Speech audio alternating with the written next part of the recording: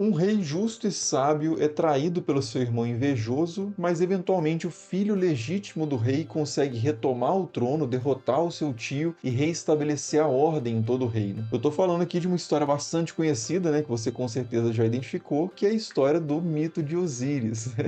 Brincadeira, claro que não é nada óbvio, porque existem várias histórias que seguem mais ou menos esse script, mas uma das histórias mais antigas que a gente conhece que seguem esse roteiro é realmente a história do mito de Osíris, né? Uma das histórias mais importantes dentro da mitologia e da religião egípcia. É um mito que serve de base para a estrutura de poder do Antigo Egito, está na raiz também dos ritos agrícolas e inspirava até as crenças na vida após a morte nesse contexto. E é sobre esse mito, então, extremamente importante e extremamente influente para histórias muito posteriores, é que eu vou falar aqui nesse vídeo. E para começar, eu tenho que dizer que a versão que eu vou contar aqui para vocês do mito de Osíris não é uma versão que a gente encontra originalmente em textos egípcios. E eu vou justificar o porquê disso depois que eu contar a história. Mas qual que é a história, afinal, né? Osíris é o filho mais velho de dois deuses primordiais, que são Geb e Nut, a terra e o céu. E ele tem outros 4 irmãos, na verdade 2 irmãos e 2 irmãs, que os mais importantes para nós aqui são Ísis, que vai ser a sua esposa,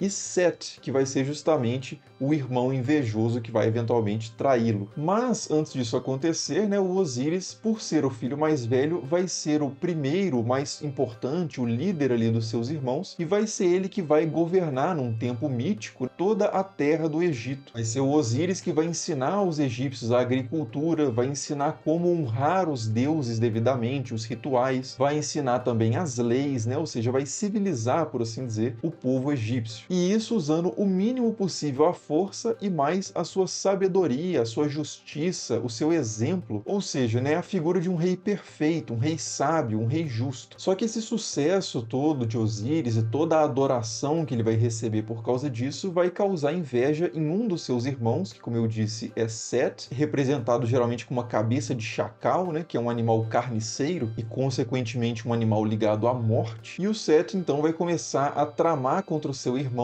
para assumir ele mesmo o poder sobre o Egito. E o plano que ele vai elaborar é o seguinte: ele vai conseguir vários aliados ali, 72 homens mais especificamente, e vai organizar um banquete para Osíris e todos os deuses. E antes do banquete acontecer, ele vai tirar medidas do Osíris secretamente, sem que ele perceba, e vai ordenar a construção de um sarcófago exatamente com as medidas de Osíris, né? E um sarcófago belíssimo, com os melhores metais e feito com pedras preciosas e tal, e vai levar esse sarcófago para o banquete que ele organizou para os deuses. Lá esse objeto maravilhoso, né, vai atrair a atenção dos deuses, e o Set, vendo que o objeto está sendo desejado por todos, e era exatamente esse o plano, vai dizer que aquele que couber dentro do sarcófago vai receber o sarcófago de presente. E nisso todos os deuses então começam a entrar ali no sarcófago, tentar entrar no sarcófago, mas para alguns fica grande demais, para outros fica pequeno demais, até que Osíris finalmente entra no sarcófago, cabe perfeitamente, e rapidamente Set e os seus 72 aliados batem pregos rapidamente ali para trancar o Osíris dentro do sarcófago, derramam chumbo quente sobre o sarcófago para selar ele completamente e lançam esse sarcófago totalmente selado, pesado,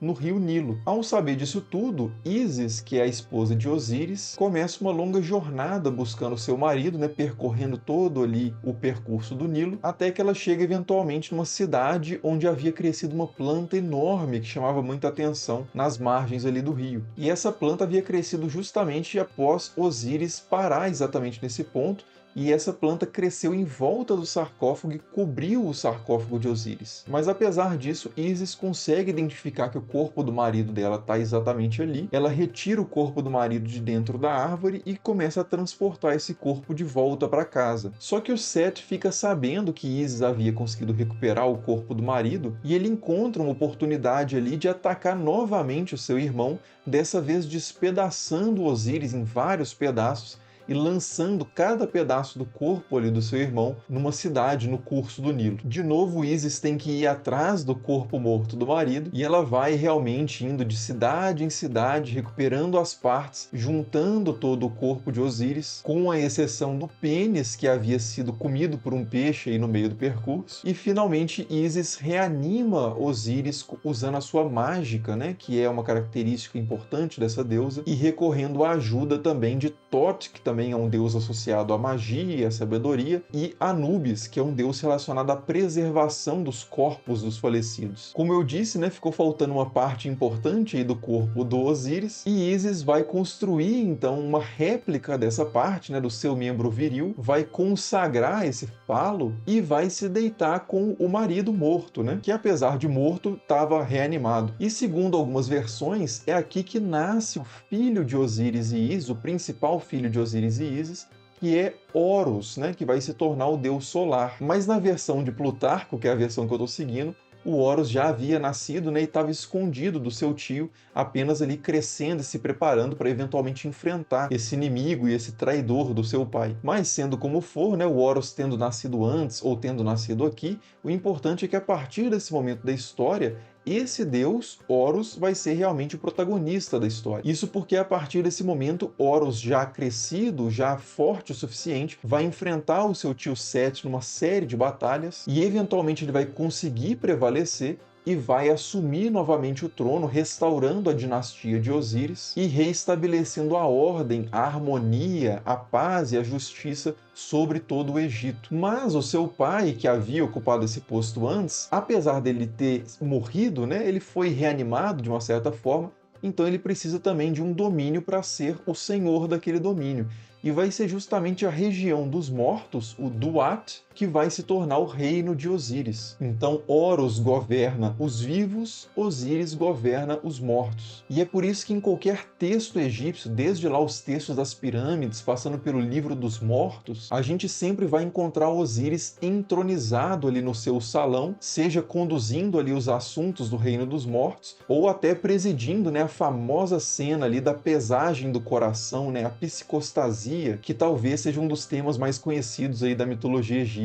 E aqui eu já posso explicar por que eu contei essa história na versão de Plutarco e não na versão dos textos egípcios, que é porque os textos egípcios, na verdade, não apresentam uma versão desse mito, eles apresentam várias e nunca de forma narrativa, ou muito raramente de forma narrativa. Os textos egípcios sobre Osíris geralmente são textos com propósitos mais pragmáticos do que narrativos, né? Ou seja, os textos não estão interessados em contar a história, mas sim em usar essa história de forma ritual, principalmente para favorecer a passagem de um falecido do reino dos vivos para o reino dos mortos. Os textos que a gente encontra nas pirâmides, nos sarcófagos e o próprio livro dos mortos, que aparece também em algumas versões em papiro, são todos textos que têm essa função mais mágica do que narrativa de auxiliar o morto para que ele vença todos os desafios que ele vai encontrar ali no mundo dos mortos. Desafios relacionados, por exemplo, à pesagem do coração, para ver se ele é digno ou não de uma nova vida. Desafios associados ao trabalho que existe também no mundo dos mortos. Desafios associados a crocodilos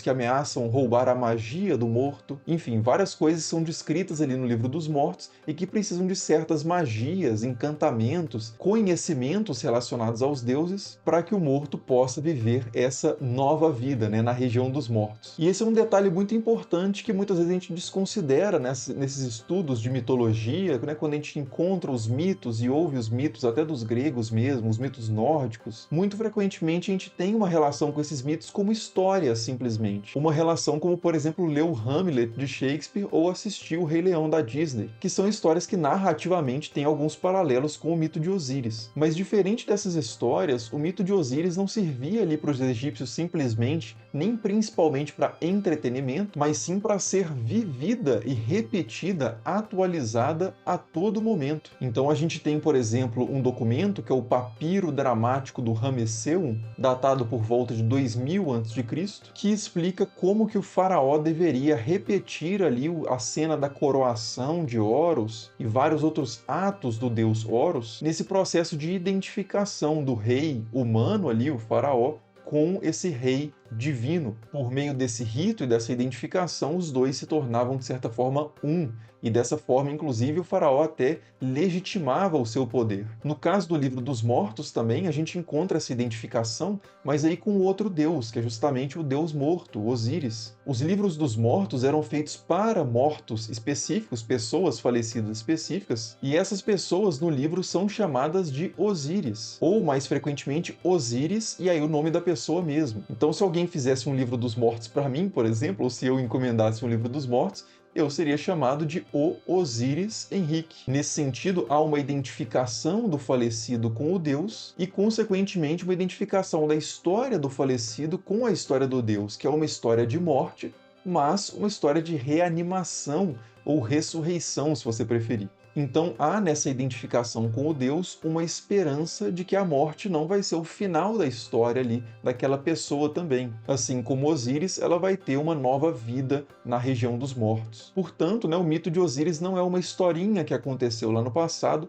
mas algo que continua eternamente acontecendo, pelo menos para os egípcios nesse contexto, e é absolutamente fundamental que continue acontecendo para que se preserve a ordem cósmica, Ma'at, a verdade, a justiça, tudo deve se manter sempre e recorrentemente nesse script estabelecido pelos deuses, pelos mitos. Mas enfim, eu comecei esse vídeo fazendo uma menção ao Rei Leão e não seria justo terminar o vídeo deixando esse assunto no ar. E apesar de não haver, pelo menos eu não encontrei nenhuma declaração oficial de que o Rei Leão foi baseado no mito de Osíris, a gente encontra vários paralelos de fato entre as duas histórias. O script básico, do rei justo traído pelo irmão e eventualmente vingado pelo filho é um paralelo importante, apesar de haver uma série de outras histórias que seguem esse script, mas tem algumas outras coisas no Rei Leão mais específicas que me levam a crer que de fato o mito de Osíris e a mitologia egípcia, de uma forma geral, foi sim importante para inspirar essa história. O primeiro desses paralelos mais específicos no filme do Rei Leão é a cena em que o Simba está deitado no chão com o Timão e Pumba e eles estão olhando para as estrelas e se perguntando o que são aquelas coisas, e o Simba diz que ouviu dizer que as estrelas ali são os reis da antiguidade